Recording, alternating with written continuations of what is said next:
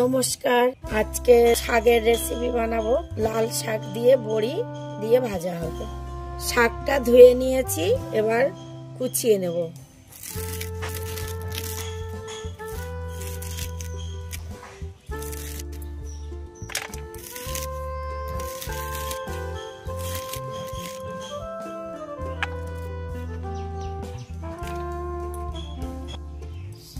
শাক কাটা হয়ে গিয়েছে, কড়াইতে তেল দিয়ে দেব। তেলটা গরম হয়ে গেছে, বড়িটা ভেজে নেব।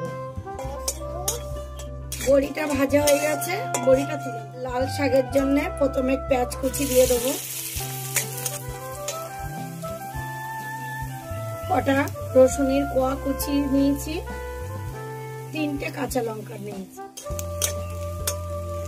পেঁয়াজ রসুনটা ভাজা ভাজা হয়ে গিয়েছে, এবার লাল শাকটা দিয়ে দেবো। লবণ দিয়ে দেব, হলুদ দিয়ে দেব, এবার একটু চিনি দিয়ে দেবো আর বড়ি ভাজাটা দিয়ে দেবো। এবার নাড়াচাড়া করবো।